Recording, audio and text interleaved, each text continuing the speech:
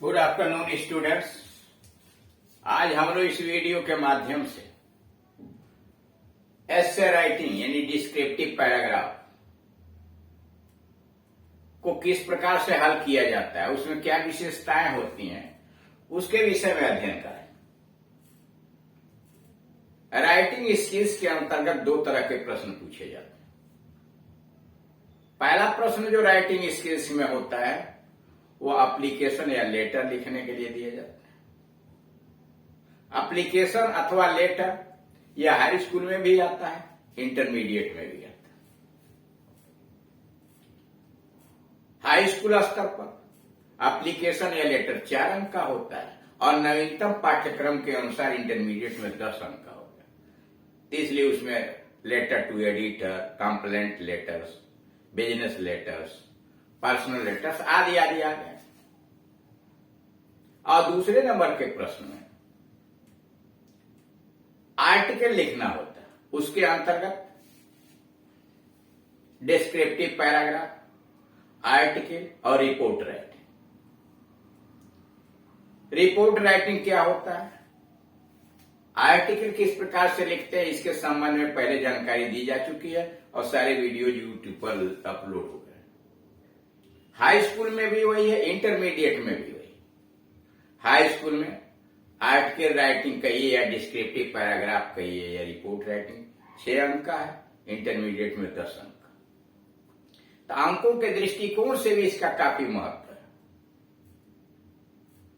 एक अच्छा descriptive paragraph या ऐसे तभी आप लिख पाएंगे जब उसका आप अध्ययन करें। विभिन्न विषयों पर दिए गए एसेज कैसे लिखे गए हैं, उनमें क्या क्या सूचनाएं होती हैं, लिखने की शैली क्या है, शब्दकोश, वाक्य रचना, इन सारी बातों का ध्यान रखना पड़ता है और किस प्रकार से किसी चीज को क्रमबद्ध तरीके से रखा जाए। तो और यह तभी संभव है जब आप अधिक से अधिक अभ्यास करें, अधिक से अधिक वीडियो देखें, अधिक से अधिक उससे संबंधित लेख को पढ़ें। यहां पर उसका एक उदाहरण पेश किया गया है डिस्क्रिप्टिव पैराग्राफ का। Right A descriptive paragraph on an Indian farmer. Indian farmer के ऊपर एक पैराग्राफ आप लिखिए। On the basis of the given clues, नीचे जो संकेत दिए गए हैं, on the basis of the given clues, दिए गए संकेत के आधार पर आप एन इंडियन फार्मर के ऊपर एक निबंध लिखिए। नीचे हैंड्स है, हेज हाउस उसका घर, हेज ड्रेस पोशाक, हेज फूड भोजन, हेज वर्क उसका कार्य, एफर्ट्स बाय द गवर्नमेंट और सरकार के द्वारा क्या प्रयास किए जा रहे हैं किसानों के लिए। His house, an Indian farmer lives in a mud house. एक भारतीय किसान मिट्टी से बने हुए घर में रहता है। An Indian farmer lives in a mud house. भारतीय किसान मिट्टी से बने हुए घर में रहता है, लेकिन आजकल तो ईंट से बने हुए सीमेंट से घर में लगभग सभी के पास हो चुके हैं। His house is very small, उसका घर बहुत छोटा होता है, डर्टी और गंदा भी होता है। His house is very small and dirty, उसका घर बहुत छोटा और गंदा होता है। He lives in dirty surrounding, वह गंदे वातावरण के अंतर्गत रहता भी, यानी गांव का गंदे वातावरण के बीच में वो रहता है। His drainage system in his house, उसके घर में नाली की जो व्यवस्था होती है आर वेरी बैड, बहुत खराब है। उसके घर के अंतर्गत जो नालियों की व्यवस्था है, गांव के जो नालियों की व्यवस्था है, बहुत खराब है। So the narrow lanes are full of mud, इसलिए पतली पतली गांव की गलियां है उसके कीचड़ से भरी हुई रहती है। अब आइए हिज ड्रेस, उसके पोशाक पर। His dress is very simple, उसका पास पोशाक जो है, वस्त्र जो है बहुत साधारण है। एक पोशाक रफ क्लोथ्स, वह खराब कपड़े पहनता है। ही वियर्स ए धोती, वह धोती पहनता है, कुर्ता पहनता है, कैप, टर्बन, टोपी या पगड़ी बांधता है।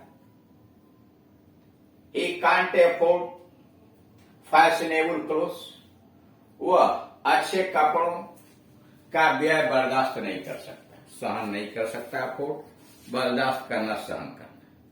ही कांट अफोर्ड, वह सहन नहीं कर सकता है। फैशनेबल क्लास, यानी अच्छे कपड़ों का खर्च वो वहन नहीं कर सकता।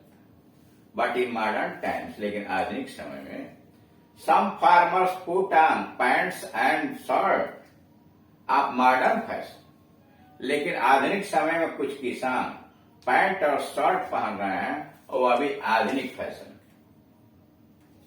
यानी चीजें बदल रही हैं, किसानों में प्रगति आ रहा है। But in modern times some farmers put on pants and shirts of modern fashion. His food, उसका भोजन, his food is very ordinary, यानी किसान का भोजन बहुत साधारण होता है। जनरली ही टेक्स चपाती, सामान्य रूप से ही it takes chapati, green vegetables, rice, pulse etcetera. सामान्यतः वह रोटी, चावल, सब्जी और दाल खाता है। He gets up early in the morning, वो सवेरे उठ जाता है। He gets up early in the morning, वो सवेरे जग जाता है। He works hard throughout the day, वह दिन भर कठोर परिश्रम करता है। ही वर्क्स हार्ड, वो मेहनत करता है। थ्रू आउट द डे, दिन भर।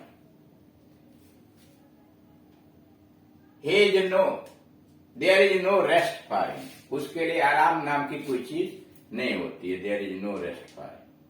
ही returns home in the evening, दिन भर काम करने के बाद शाम को वह घर लौटता है। ही रिटर्न्स होम, वह घर लौटता है इन the evening. After taking his food, भोजन करने के बाद, आफ्टर टेकिंग हिज फूड, भोजन करने के बाद, he goes to the village, वह गांव में जाता है। विलेज, चौपाल, गांव के चौपाल पर जाता है। After taking his food he goes to the village chaupal, भोजन करने के बाद वह गांव के चौपाल पर जाता है। To pass time in gossips, गप में समय गुजारने के लिए जाता है। To pass time in gossip, कारा भोजन करने के बाद वह समय गुजारने के लिए गप मारने, to pass time in gossip, गप उड़ाने के लिए वह गांव के चौपाल पर जाता है। His works is really very hard, his works, उसके काम, इज रियली वेरी हार्ड, उसके काम सचमुच बहुत कठोर है। बट वेरी यूजफुल, लेकिन बहुत लाभकारी है।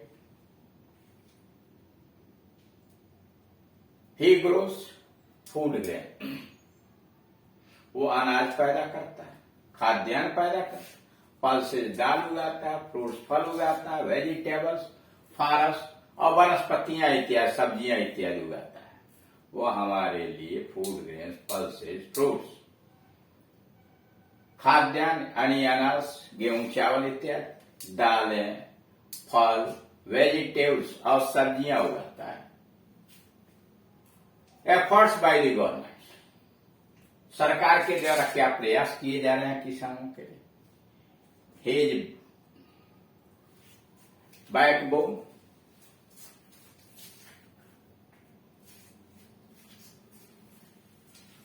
रीढ़ की हड्डी, his backbone of our country, किसान हमारे देश का रीढ़ की हड्डी है। Government is, he is backbone of our country, किसान हमारे देश की रीढ़ की हड्डी है। The government is trying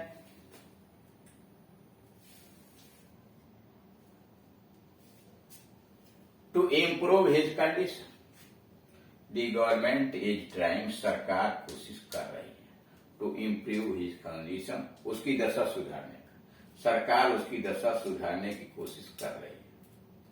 new schools are being open, नए नए विद्यालय खोले जा रहे हैं। New schools are being open in villages, सरकार गांव में नए नए स्कूल खोल रही है ताकि शिक्षा का स्तर बढ़े किसानों और किसानों के बच्चों के बीच। New schools are being opened in villages, गांव में नए नए स्कूल खोल रहे हैं। Banks and cooperative societies are helping him, bank हुआ या सहकारी समितियां, cooperative societies are helping, bank और सहकारी समितियां उसकी सहायता कर रहे हैं। इनफैक्ट वास्तव में the future of India depends upon his progress, वास्तव में in fact the future of India depends upon his progress, लेकिन वास्तव में भारत की जो प्रगति है वह किसान के प्रगति पर ही निर्भर है। जब किसान प्रगति करेगा तो देश प्रगति करेगा। इस तरह से आप देख रहे हैं कि दिए गए विषय वस्तु के ऊपर जो टॉपिक दिया गया और उसको अगर संकेत दिया गया तो, नहीं संकेत दिया गया तो न संकेत बनाया जाता है, और उसके आधार पर पैराग्राफ बनाते हुए सरल शब्दों का, समझने लायक चीजों पर उस पर लिखना शुरू करते हैं। और चूंकि अब कम शब्दों का हो गया, हाई स्कूल में लगभग 100 शब्द, इंटरमीडिएट में लगभग 150 शब्दों का यह निबंध लिखने के लिए आता है, तो उसी के पैमाने के हिसाब से बनाया भी गया है और उसी के लगभग, इसलिए कि 3 घंटे में बहुत सारे प्रश्न करने होते हैं, उसी में यह भी है। तो आप जैसे जैसे इसे अध्ययन करेंगे वैसे वैसे जागरूक होते जाएंगे, कुशलता बढ़ती जाएगी। आप दिए गए किसी भी टॉपिक पर आप पैराग्राफ लिख सकते हैं।